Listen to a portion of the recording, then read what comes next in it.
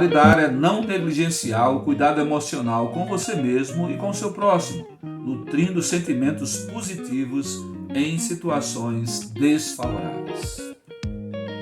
Olá, sou Javan Ferreira, pastor e psicanalista, trazendo a você mais um conteúdo da nossa série Autoestima Saudável.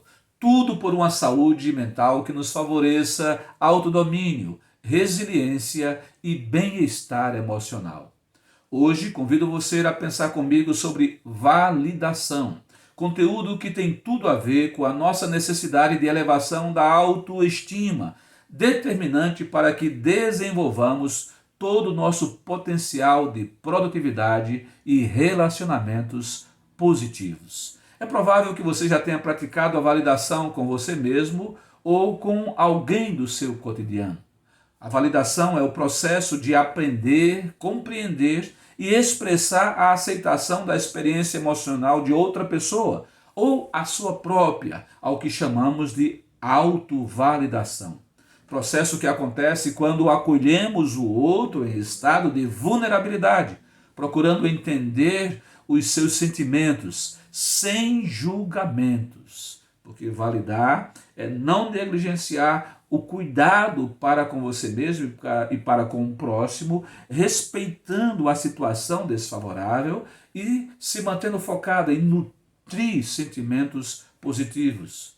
Muito mais que incentivar ou elogiar, a validação é um posicionamento ao lado do outro, ao lado da pessoa, com o propósito de confirmar todas as suas possibilidades de realização e de superação. Você está dizendo à pessoa, estando ao lado dela, eu acredito em você. Você pode, você consegue. Portanto, validar é participar na construção da identidade e história do outro, com amor, empatia, respeito, sendo efetivo em apoiá-lo num momento muito especial da sua vida, para que ele se desenvolva como gente, como pessoa, superando aquele obstáculo. Uma hora decisiva, uma participação sua decisiva, validando, o encorajando. A validação, ela acontece, ela ocorre em vários campos da vida, por que não dizer em toda a nossa vida, mas elencamos 3 áreas que abrangem todas, pelo menos penso eu: a família, a escola e o trabalho. Na escola é muito importante a validação do processo de ensino-aprendizagem, quando os professores reforçam todo o potencial das crianças para que elas aprendam, para que elas se superem, para que elas sejam criativas no desenrolar o conhecimento e até aplicá-lo naquelas circunstâncias de atividade de aula, mas também para a própria vida. E no contexto do trabalho, temos todo um processo de validação para que o profissional se desenvolva e assim melhore o seu desempenho profissional e evolua em toda a sua carreira, em toda a sua realização de trabalho. Mas quando pensamos no contexto da família e da escola, sem dúvidas alguma, as crianças são as principais beneficiadas da validação ou vítimas da ausência de validação. Porque quando você não valida, você acaba invalidando e fazendo com que as crianças desenvolvam crenças limitantes, incapacitantes, e quando vier sempre uma situação adversa, difícil, a primeira ideia por zona de conforto é a criança não insistir, não se manter focada em vencer aquela dificuldade. Mas quando você valida, você mostra que todo desafio pode ser superado a partir da inteligência, das virtudes, do potencial que a criança tem, que o ser humano tem. E pais e professores, tenham em mente que quando vocês validam uma criança, vocês criam conexões com elas, vocês criam vínculos com elas e vai favorecer a segurança, a autoconfiança dessa pessoinha que está em processo de formação e sem dúvida alguma também vocês serão registrados para sempre na vida delas, na história delas, positivamente. E isso é simplesmente impagável. Muitos desafios virão e elas se lembrarão do quão vocês foram importantes para a vida delas e principalmente aquilo que semearam de encorajamento, de reforço positivo, vai ajudar para que elas vençam novas dificuldades. Porque viver não é fácil, é um enfrentamento diário de desafios, como é dito no popular, né? Precisamos matar um leão por dia e seguirmos em frente. Vivemos uma realidade humana aflitiva e tensa, cheia de responsabilidades, cobranças, julgamentos e culpas. Nem sempre vamos atender às nossas próprias expectativas e muito menos a de outras pessoas. E isso, se não tivermos tato, sabedoria, para usarmos de bom senso numa autoavaliação e vermos o que podemos prosseguir e o que de fato não é para o momento, nós acabamos nos invalidando não só para aquele desafio, para aquela circunstância, mas para a própria vida. E aí é neste momento que precisamos nos ajudar mutuamente, nos encorajando uns aos outros e com um encorajamento intencional, sóbrio, apontando para a superação como algo plenamente possível. Gosto quando a Bíblia nos ensina a pensar positivamente, recomendando que encorajemos uns aos outros. O apóstolo Paulo, por exemplo, quando estava em prisão, ao invés de se abater, ele se autovalidou para validar a outros, encorajando os crentes a permanecerem firmes na vida cristã e na proclamação do Evangelho. Filipenses 4,8 nos diz: por fim, irmãos, quero lhes dizer só mais uma coisa. Concentrem-se em tudo que é verdadeiro, tudo que é nobre, tudo que é correto, tudo que é puro, tudo que é amável, tudo que é admirável. Pensem no que é excelente e digno de louvor. Quando estamos no momento de fraqueza, vem mais sentimento de fraqueza, mais pensamentos e crenças limitantes, e é hora de acordar e dizer: que é isso? Vamos pensar no que é bom, no que é positivo, em esperança. Vamos lembrar de tudo que já vencemos hoje, porque isso nos coloca no trilho da fé para superarmos esse momento. Em Efésios 4:29, Paulo vai dizer: evitem linguajar sujo e insultante, que todas as suas palavras sejam boas e úteis, a fim de dar ânimo àqueles que as ouvirem. Puxa, que flecha, né? Direto ao alvo. Quando estamos em situações difíceis, a semelhança dos amigos de Jó, né? Não são poucos que chegam nos colocando ainda mais em dúvida e até perguntando se a gente não cometeu algum pecado para estar naquela situação, para não conseguir superar aquela adversidade. E o que o Paulo está dizendo é o seguinte: olha, meu irmão, minha irmã, meu querido, minha querida, se você não puder falar o que é bom, não venha falar o que é ruim, não venha pesar mais ainda a situação. Fica de boquinha fechada se você não tiver algo de bom, de encorajamento, de fé, de esperança, para falar àquele que está numa situação já de dificuldade. A Bíblia vai nos ensinar a doutrina do encorajamento, da validação. E observe ainda o apóstolo Paulo, escrevendo aos Filipenses 2, de 3 a 6. Não sejam egoístas, nem tentem impressionar ninguém. Sejam humildes e considerem os outros mais importantes que vocês. Não procurem apenas os próprios interesses, mas preocupem-se também com os interesses alheios.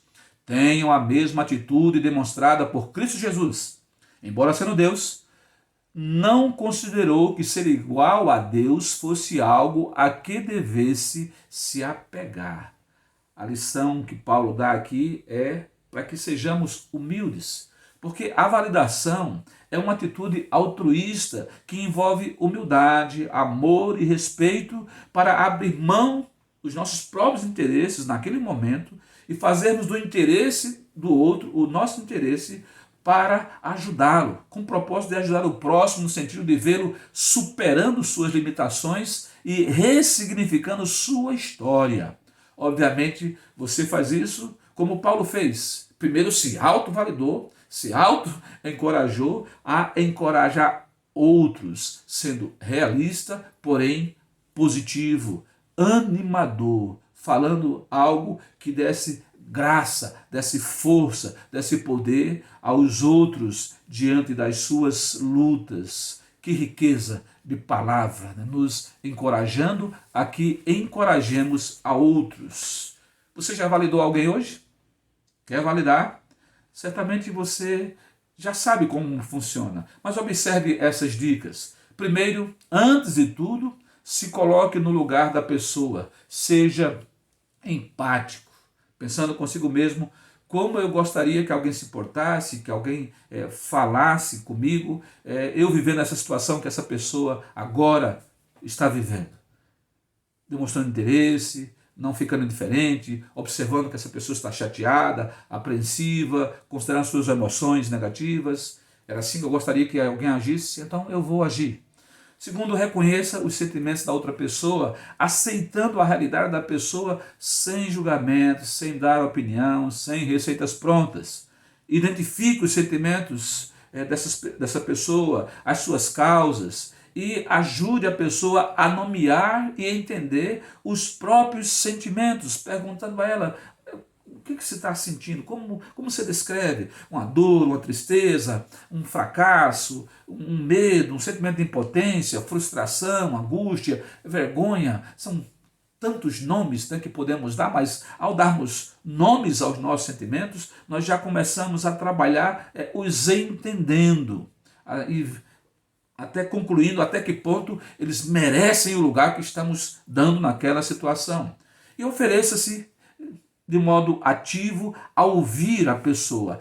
Ouvir de fato, de verdade, atentamente, sabe? Olho no olho, ali estando presente, não cortando a pessoa, não querendo concluir pela pessoa. Deixe ela esgotar todo o seu vocabulário, o seu conteúdo e assim expresse o seu sentimento para com ela, de quem realmente quer entender. E uma vez, sendo oportuno a sua fala, busque falar com toda a sabedoria, expressando o seu entendimento e perguntando se aquilo que você está entendendo, à medida que você fala para ela, é realmente a interpretação correta, coerente do que ela tem no coração dela. E, após ouvi-la, você vai poder ajudá-la com mais precisão, com mais objetividade. Mas seja paciente com a pessoa. Respeite o tempo dela e a ajude também a respeitar o próprio tempo e o tempo das coisas. Porque quando estamos passando um apuro, uma dificuldade, nós vamos para os extremos, né? Ou somos ansiosos demais e assim nos precipitamos nas falas e nas decisões, querendo até antecipar aquilo que seria para amanhã trazer para hoje, e aí é um erro, é um equívoco, vamos acrescentar mais dificuldades àquilo que já está difícil, ou vamos também ter um sentimento de fraqueza, de impotência, de não queremos continuar, e decisões que seriam para hoje nós acabamos procrastinando, ou seja, adiando aquilo que deveríamos fazer hoje, agora irmos adiando para amanhã, depois de amanhã, e acabamos por não decidir nada, e não decidindo, acabamos não destravando a situação que queremos desenrolar, queremos superar, queremos vencer. E, depois de tudo isso, não se aparte da pessoa.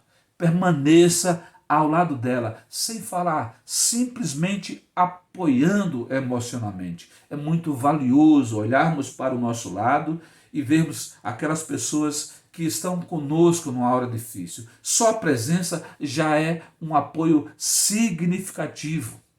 Podemos assim resumir que a validação é um posicionamento realista, porém positivamente assertivo, quando vamos falar de maneira direta, precisa a pessoa, no sentido de encorajá-la para aquilo que pode de fato ser realizado, sem fantasia, mostrando que conhecemos e cremos no potencial da pessoa. E vale considerar que durante um processo de validação, nós estabelecemos conexões emocionais uns com os outros e criamos e fortalecemos vínculos que jamais serão esquecidos. Nunca esquecemos aquelas pessoas que nos marcaram positivamente no momento que nos encontrávamos frágeis. necessitados realmente de uma palavra de ajuda, de uma atitude, de uma ação que nos tirasse daquele mal-estar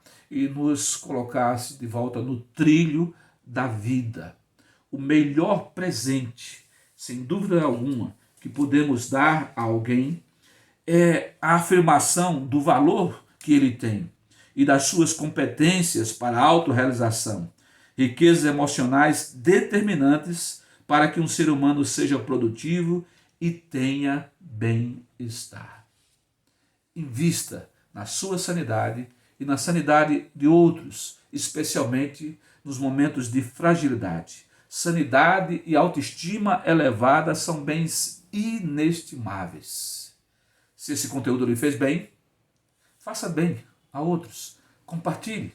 E se ainda não se inscreveu, por gentileza, se inscreva em nosso canal, dê um like e ative o sininho para receber notificação dos próximos vídeos. Sou-lhe grato por estar comigo nessa jornada por uma autoestima saudável, para que assim tenhamos um bem-estar e estendamos este bem-estar àqueles que estão à nossa volta.